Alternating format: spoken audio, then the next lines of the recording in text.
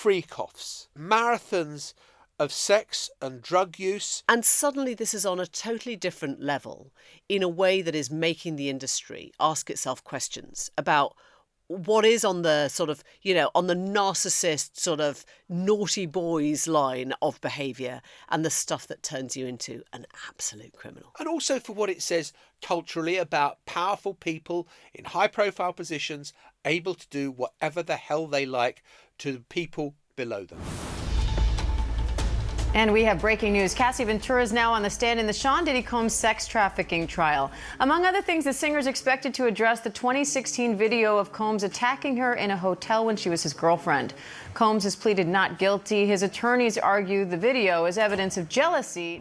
It is the biggest trial since Harvey Weinstein, certainly in the celeb world, possibly since O.J. Simpson.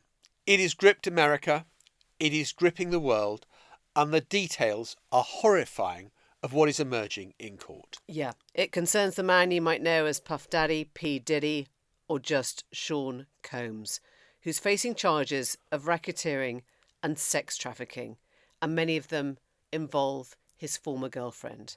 If you're just starting to understand what's at stake here, we're going to take you through it. Welcome to the News Agents.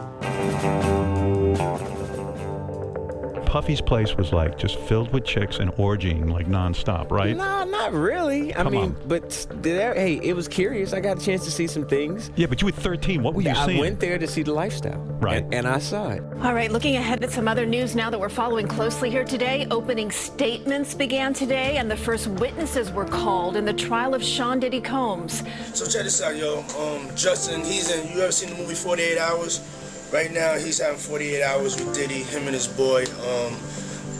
Where we hanging out and what we doing, we can't really disclose. On the stand is Los Angeles police officer Israel Flores. He was working security at the Intercontinental Hotel back in 2016 when Combs was seen on video assaulting his then-girlfriend Cassie Ventura. So far, the jury has heard graphic and very disturbing details from a man who says he was paid to have sex with Cassie Ventura. You're legendary for the parties that you throw. Mm-hmm. You throw a great party. I'm a legend, baby, for a whole bunch of things. Yes. His ex-girlfriend and singer Cassie Ventura spoke about her 10-year relationship with Combs and the psychological, physical, and sexual abuse she says she endured. Ventura telling jurors, quote, he would bash my head, knock me over, drag me, kick me, stomp me in the head when I was down. She also got into the nature of those so-called freak-offs, saying that they involved hiring an escort and they performed under the direction of Combs, saying that they happened so frequently it eventually became a job for her to set them up. It's John. It's Emily. And we're not normally court reporters, that's not our wheelhouse, but this case does have a cultural resonance that goes way beyond the courtroom about the behaviour of powerful, wealthy people who can have subordinates do more or less anything at their will. And this is what is emerging in the charges that have been levelled against P Diddy in this kind of eye-popping trial. Yeah, and as you've heard from that timeline, some of these alleged crimes go back nearly 2 decades, 20 years. He has pleaded not guilty to all the charges. If he is found guilty, that means he will spend the rest of his life in prison.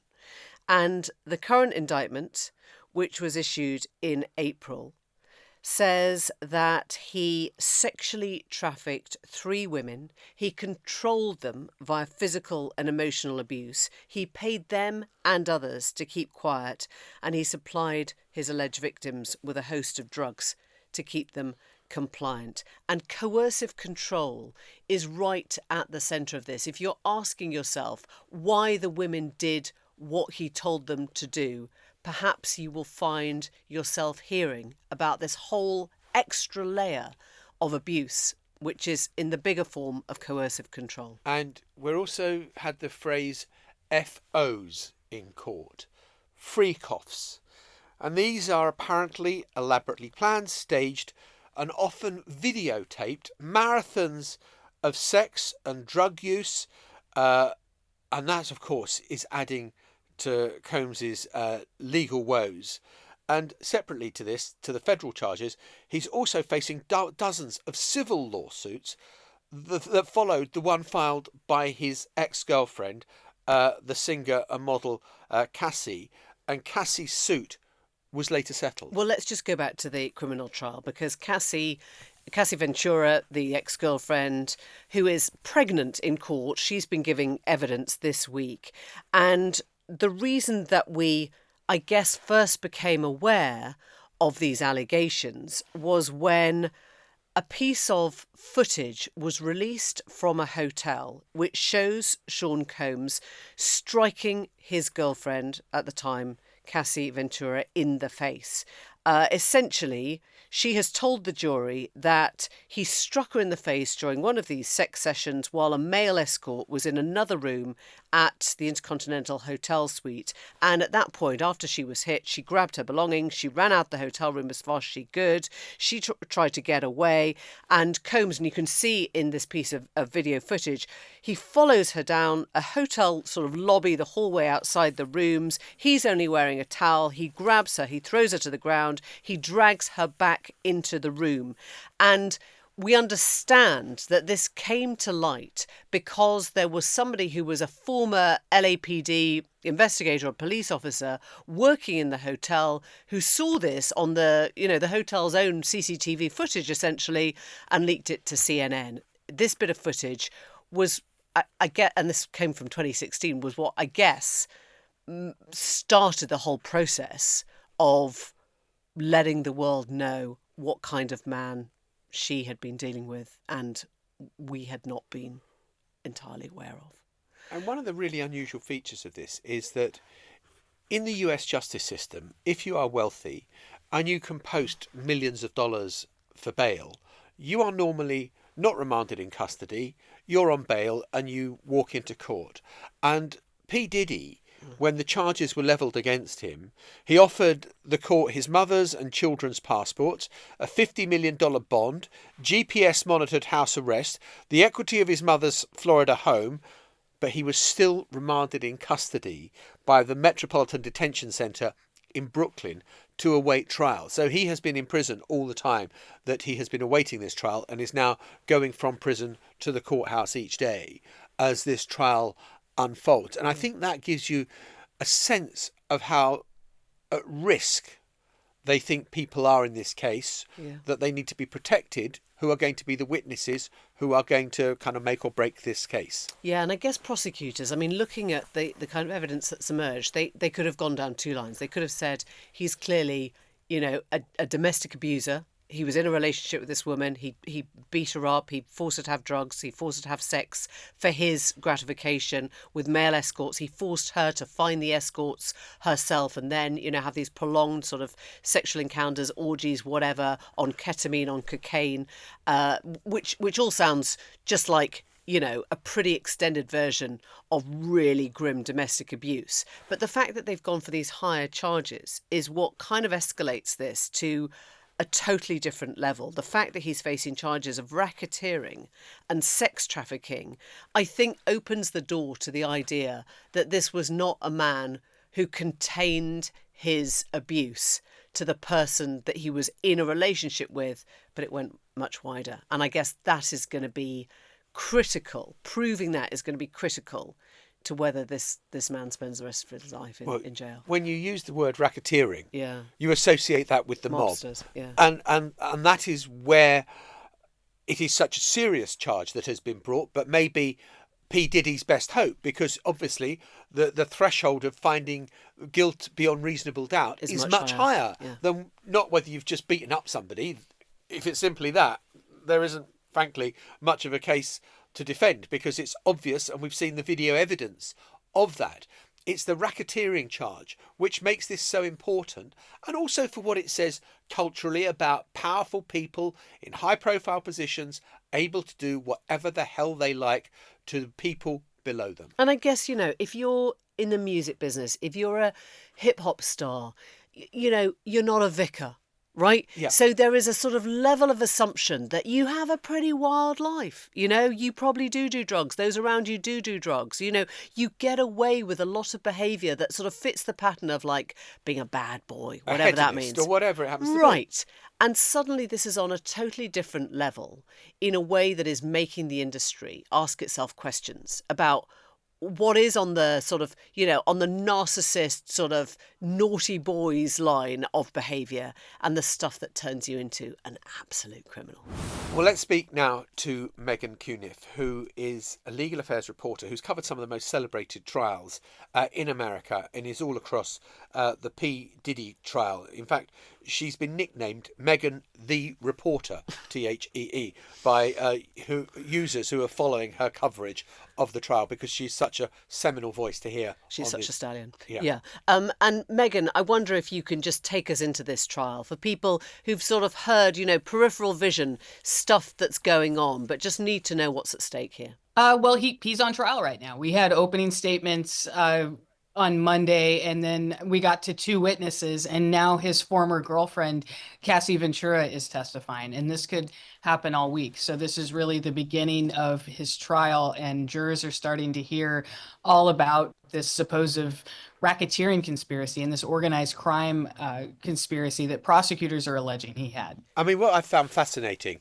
is the idea that his defence team say, yeah, he may be really violent in some of the way he's behaved towards women, but he's not trafficking them, which is a kind of very nuanced sort of position. He's not an angel, but he's not what you're painting him to be. It's nuanced, but legally, especially in a federal court, racketeering charge versus sex trafficking charge, it's not a bad argument, and it's really the defense they're going to have to make because he's clearly guilty of domestic violence. But really, the overarching question in the case, and kind of the novel concept in American law, is: does a powerful celebrity's organization and his use of his employees to protect himself when he's committing crimes like domestic violence and sexual assault, does that rise to the level of like mafia level organized crime?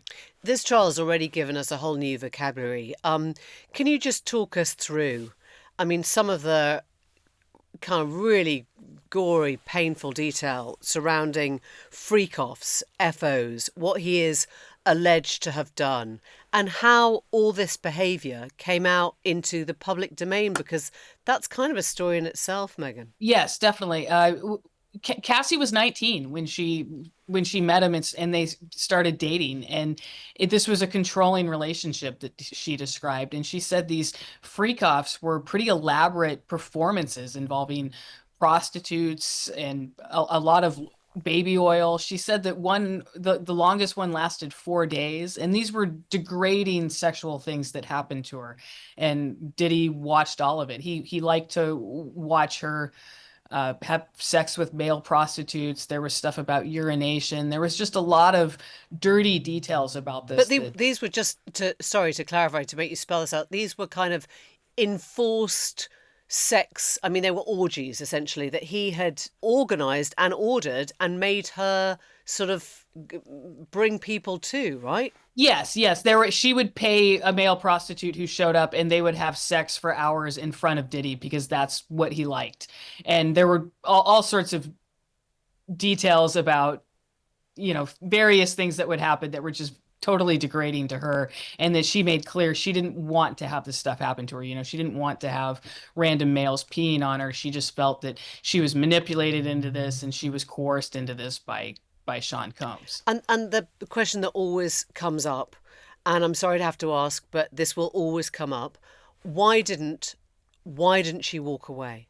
Why didn't she decide to walk away and report him? Well, she did walk away. I mean, she broke up with them. They broke up in 2018, and whether she reported him, I mean, her lawsuit is the thing that started the criminal case against him.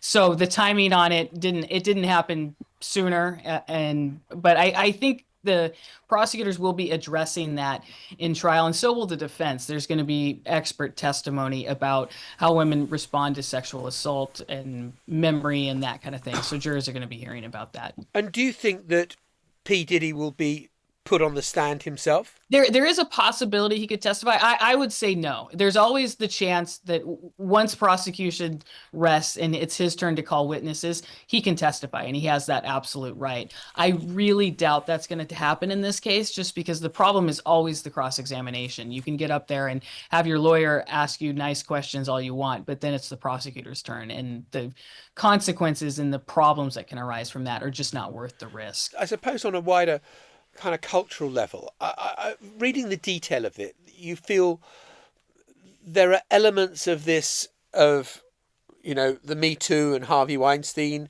There are elements of this of Jeffrey Epstein and Ghislaine Maxwell and the procuring of young people. I mean, it really has all of that wrapped into it, doesn't it? It does. It does. It really feels like this is almost an acceleration of the Me Too movement that we were in a few years ago, has morphed into the efforts by prosecutors to really hold some people accountable in some ambitious cases, to is a way to phrase it. One of the kind of most extraordinary, I guess, details of this is that the reason we understand that Cassie Ventura went to police in the first place was when this was outed from hotel lobby corridor footage, right? I mean, there is this absolutely grotesque video of, I mean, it looks like him just kicking her around the floor of a hotel. And this was then released by the hotel itself, right? I'm not sure all the details on the leak. CNN is the one that published it, but that video is definitely a key part of the trial. It was introduced on the first day through the first witness. It was actually a LAPD officer, Los Angeles police officer, who was working security at the hotel at that time. And he even testified that he actually recorded a couple versions of the video on his own cell phone to show his wife. Or his girlfriend when he went home. And jurors actually saw those two versions of the video too. So it was introduced as evidence then, and then the jurors have seen it again during Cassie's testimony. And this was going on, we now understand, or the allegations is that he had been doing this for 2 decades. I mean, in your mind, Megan, and I guess we can speak freely here, we're not in the US jurisdiction, is there any way that he won't be found guilty by a jury? I do think there is a chance. It's always, it might be an uphill battle just given the videos and the testimony that we're going to be hearing, but this is an ambitious charge to prove a conspiracy, because like his lawyer said, he's clearly guilty of domestic violence, but the charge is larger than that. So I think there is a chance. And I always wonder whether justice is best served when you have got a very high profile defendant, you have got such cultural importance attaching to it, and whether it be O.J. Simpson or Weinstein, and of course Jeffrey Epstein never faced trial, but Ghislaine Maxwell, that is justice best served when it seemed to have so much cultural importance beyond whether the law has been broken or not. I mean, that's one thing that just really raises the stakes of this case and this verdict so much is like you said, the implications of this society-wide. And I think it just emphasizes how important the court system is and how it's really the bedrock of American democracy and American society. And it's interesting and kind of scary what's going on in the country with kind of the erosion of trust in it too. So this trial is another big test of that. I mean, in this the sense that if he does what Donald Trump's done, he just says, oh, you know, it's a witch hunt, people are out to get me, I don't have to abide by anything that it finds, right? Yes, we could see that. He hasn't been as vocal. His lawyers were very vocal in the very beginning, but it seems like they really buttoned up and were preparing for trial here. But I think a conviction could obviously be very devastating for him. What is his demeanor in court? You know, he hasn't really shown much reaction, and I'm sure that's intentional, especially during Cassie's testimony. It would look horrible for him to be, you know, rolling his eyes or smirking. So I've heard that he's been pretty stoic would be the word, or it's just kind of hard to read someone's expression if they're not kind of openly smirking or laughing. But he's been paying attention, writing notes, talking to his attorneys. There was actually his lawyers were trying to avoid the dramatic moment where the witness is called to the stand and walks through the courtroom in front of the jury. They actually asked the judge to make it so Cassie would be on the witness stand already when the jury came in.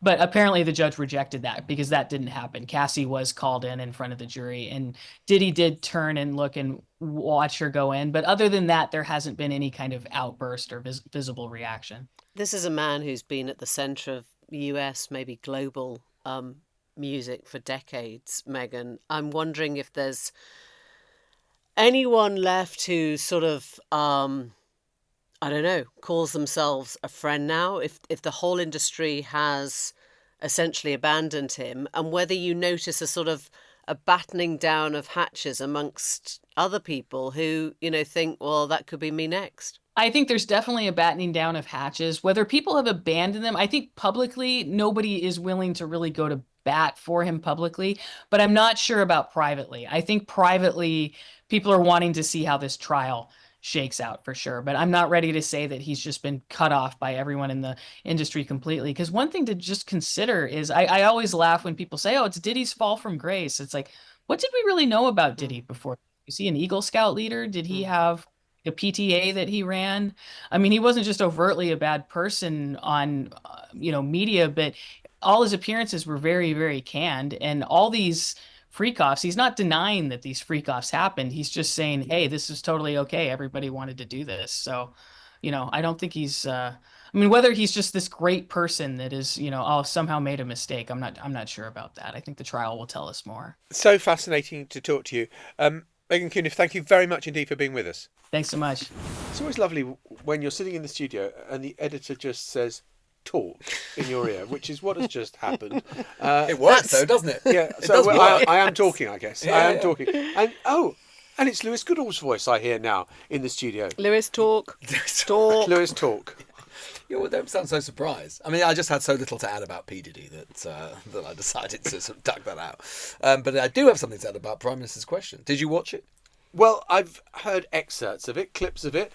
Keir Starmer was quite spiky. He was very spiky, which we could come on to. But I actually think one of the most interesting things about it is that it cemented something that actually I've just sort of quietly noticed over the kind of past week or so, which has been a actually quite substantial change in the way the Labour Party is talking about reform. John, you remember on the day after the local elections, we had Luke Pollard, the Armed Forces Minister, who was doing the round. I remember we asked him that question about whether or not he felt that reform was going to be the main opposition to Labour. And he did that thing, and this is what, 10 days ago, 2 weeks ago?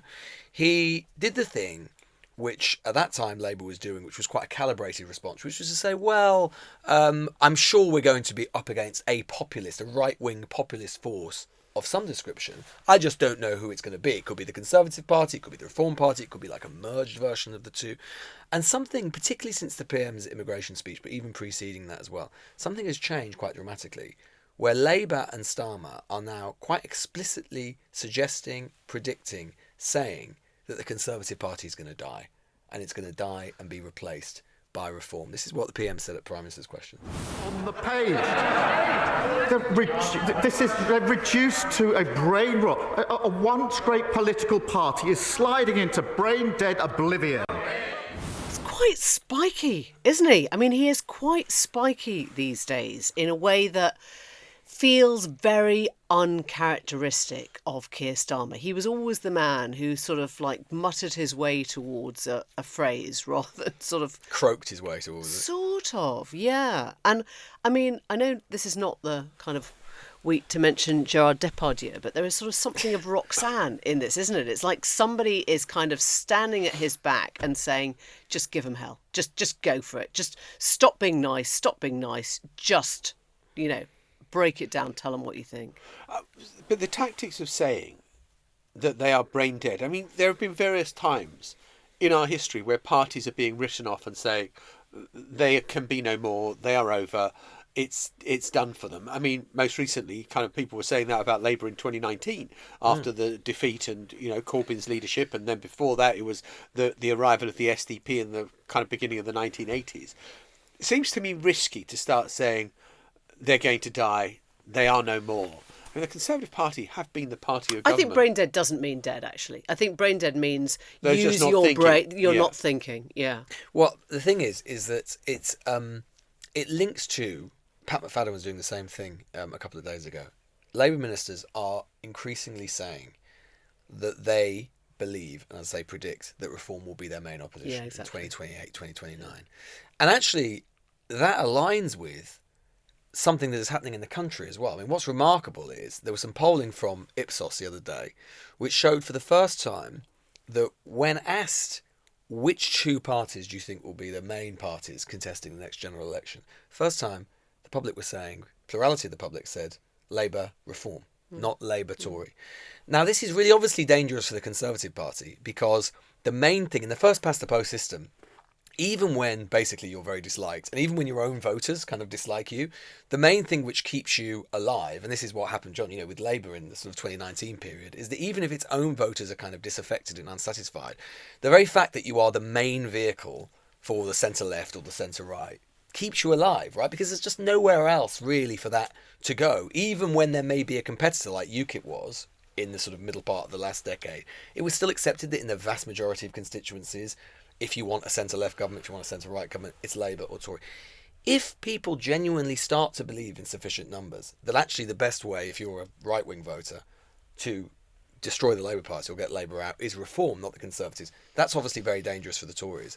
But I actually think it's quite dangerous for Labour. And I'm actually quite surprised that Labour would start to go around basically giving extra legitimacy to reform, elevating them in that way to basically say, we think they're our main opponents. And I say that because I think if you're Labour in 2028, 29, your best hope of re-election, frankly, is that the Conservatives continue to be your main opposition. Because they continue to be discredited. You can run against them and saying you really want to put that lot back in power, as opposed to Reform, who can actually be the change party. But and if you're they can do right- it better than anybody else because they've never been in office before. I think that's exactly the point. If you're right about the polls, then Labour can't ignore the thing that's staring them in the face, which is that Reform is actually ahead of everyone in the polls at the moment, and therefore Labour's turning their guns on Reform. Why it's complicated for Labour, I think, is because Reform is this shapeshifter.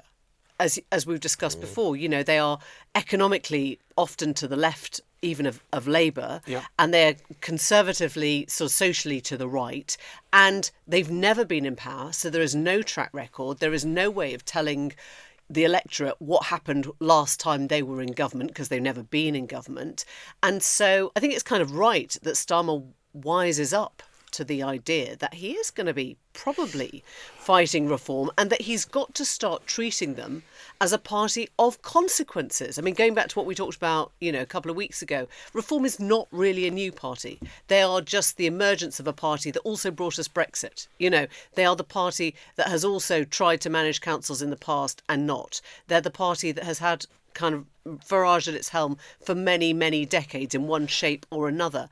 And I think Starmer has actually... to the Conservatives, though, I mean, who have been in government for so many years. Yes, but that's what I'm saying. Starmer has to start attaching past failure to Reform, whether or not it's this party or previous incarnations of it. I wonder whether this accelerates the possibility of some kind of merger between Reform and the Conservative Party. Why does Reform need the Conservatives? Because then you have solidified the right-wing vote. At the moment, the great hope, I would have thought, for Starmer in 28, 29 is you've got a split again on the right of British politics. Exactly. And Starmer does very, very well again because he'll be the main repository for the centre-left vote. Which is what happened in 24. But if the Conservatives are now looking at, 19% was one poll, if they're heading down, if they lose 7 more points, let's say, I mean, they're well below the Lib Dems at that point. But that's the point, right? Is that, like, if you take the latest poll, Reform are on 28, Labour on 25, Conservatives are on 20. Now, the very last thing in the world, I mean, it might be that the Conservatives are in such a death spiral and Reform are on the up so much that by the time you get to 2028, maybe it's just so obvious that Reform are now basically going to be the main centre-right, right-wing party that it becomes a de facto Labour reform battle. I just don't know why, if you're Labour, you want to accelerate that process. Because the last thing you want to do is basically advert to, point to, tell those 20% of Conservative voters, you know what, actually, I think your party is dead, and I think that you, the 20%, should go over to join the Reform 28. Because you know what you've got there? You've got 50%. Or even if it's close to that, that is landslide territory. So you're right, John. The split is advantageous to Labour. Yeah. Do not actually try and solidify the centre-right vote, as well as just basically enhancing Farage even further as a prime ministerial candidate. Maybe Starmer actually wants them to get rid of Kemi Badenoch to give him a better opposition leader. Well, that'll be a disaster as well. I mean, you know. I don't know who there is. Well, I mean, you know, I just think that it is a. Maybe the Labour government should spend less time talking about the opposition and more time talking, you know, trying to well, talk actually, about this is what really, it's doing and having what they a are clearer doing is spending story. a lot of money in reform kind of red wall seats. I mean, reform facing red wall seats now. You will see an absolute, I mean, not quite the Qatari gold plane, but the sort of council level equivalent of that money will be thrown at these seats. I mean, do not be in any doubt. Money will be thrown at all that part of the red wall. They don't have to call it levelling up. They don't have to sort of reimagine the Johnson years, but they do have to make sure that everyone's living there knows that this Labour government... A good bit of pork barrel politics with a bypass here, a new hospital there, a health centre somewhere else. Yeah. Just feels like everything Labour have done this week has almost been... It could almost have been designed to elevate Farage.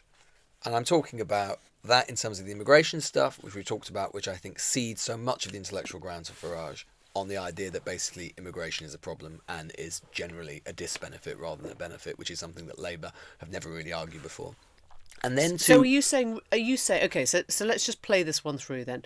The alternative is that they keep on the sort of, like, dare I say, they keep weighing on the sort of traditional Labour line, and everyone in the country who would vote for reform says, oh my God, you still don't get it, you're not listening. Exactly. No, I think that there is... I mean, I don't know. I think there is a middle ground, right, to be struck, which is to not say... I think the most problematic part of that immigration paper was to say, white paper, was to where it said, you know, migration, they say uncontrolled migration, but migration has basically done incalculable damage, right? Yeah. That cedes all of the intellectual ground to Farage. Farage, as we discussed, is always also going to be able to outflank you. You know, Labour can get net migration down to 100,000, which is never going to happen, by the way, but if it did happen, then Farage would just say, you get it down to zero. And Farage, you know what Farage would say? It said, well, we've got too many people here now, we need to deport them. We need to start deporting people. So to be fair, the Reform Manifesto did not talk about zero. It talked about carving out special clauses for people in the NHS, for people in, you know, specific sectors, right? I think the area where I'm not sure you're right, I think it's not so much of what they said on immigration. I think that they're right to tackle the concerns that people have. I agree with and that. The grievances that people have. Just because people have grievances doesn't mean they're wrong. That's where the voters are. So I think it's the way it's been communicated, which is that you feel there's such a lack of subtlety or deftness in some of the way that Labour communicates. It doesn't just say, you know, cosh on the back of the head, isn't it? You think, oh God, here comes the reverse ferret. Here they go. Woof. Oh, Enoch Powell. The ferret's woof. I'm not sure they woof. Yeah, but you know, the discussion you had, the fact that you're even having a discussion on yesterday's episode about whether this is the language of Enoch Powell that is now being used by I just think it lacks but you subtlety. should have seen the comments on Twitter. It was like, you see, Powell was right all along. Yeah. You see, why didn't they listen? And the polling, in fairness, suggests that, you know, actually a clear majority of the public actually agree with the sentiment about strangers on the island and so on. So I think it is more problematic. I think it is problematic in a single week to intellectually concede everything your opponent has been saying for 20 years and at the same time confer upon your opponent the status of being your main opponent. I think in the long term, both of those things, which might look tactically smart now, are strategically unsound, because I think both elevate Farage and Reform. You can still take them seriously whilst not doing that, because I think you hamper yourself in terms of the argumentation you can make in the future. And for the reasons we've discussed, I think that the split between the Conservatives and Reform is far more advantageous to Labour than suggesting they're going to supplant the Tories. Unless you're just asking people to scrutinise that party properly. And I think we've all been pretty guilty of that in the past. We have not done that properly. I mean, clearly, I think Starmer has found this week trying, and I think you could see that. I mean, probably being compared to Enoch Powell. It's not something he probably anticipated happening. Went into on Monday. politics Honestly, I thought this week, why would anyone go into public life? You come back on the train from Kyiv, you find out someone's tried to burn your house down. You're being assailed on all fronts. Who needs it? Well, he clearly was quite frustrated because he was asked in PMQs a question by the leader of Plaid in the House of Commons, Liz Savile-Roberts, and he had, again, to your point, Emily, a quite spiky response. This Prime Minister once spoke of compassion and dignity for migrants and for defending free movement. Now he talks of islands of strangers and taking back control. Somebody here has to call this out, Mr. Speaker. It seems the only principle he consistently defends is whichever he last heard in a focus group. So I ask him, is there any belief he holds which survives a week in Downing Street? Yes, the belief that she talks rubbish. I think that's more than spiky. I think that's rude. It was rude. Actually, I think it's downright rude. Yeah. And not very becoming, actually. No. It wasn't even funny. But it's also, is that really Keir Starmer? That's what I'm saying. That's what I'm saying. It's like the hand puppet. And also, the other reason is, actually, it is entirely legitimate. And he should have a better answer for this, because it's going to keep coming up. Yeah, who are you? To explain the fact that, we've been playing those clips all week, so has everybody else. Yeah. Him going around saying we need to defend freedom of movement at all costs. He should have a better answer for that. And he could say, look, that was because I said that before we saw the massive migration strikes increases but also, in recent years. I think you could say, if you believe the language you were using, you double down. You go, yeah, damn right I do. Yeah. I don't think he likes that language. I just don't think he likes it. He doesn't like it being attributed to him. We will be back after the break. And just to say, on Newsagents USA, we're going to be talking to the man who ran Donald Trump's successful 2024 election campaign, who does have a few question marks over Donald Trump taking a jumbo jet and maybe some of his tariffs policy. Yeah, Brian Lanza knows Trump inside out. He's been with him since 2014. He was on the campaign trail alongside Trump in 2016, and he's seen him through this last year and since he took office in 2025. And I guess what's interesting is that he does concede a little bit of the chaos that we're seeing now is of Trump's own making, but he says that all the economy is now going in the right direction. Is he right? We're going to talk that through on Newsagents USA. And just one other thing to mention, and you trailed it on the podcast yesterday, the X-Files, the new global podcast with Christiane Amanpour and her ex-husband, Jamie Rubin, talking about policy, politics and life. Love. And love. We'll be back tomorrow. See you then. Bye-bye. The Newsagents. This is a Global Player original podcast.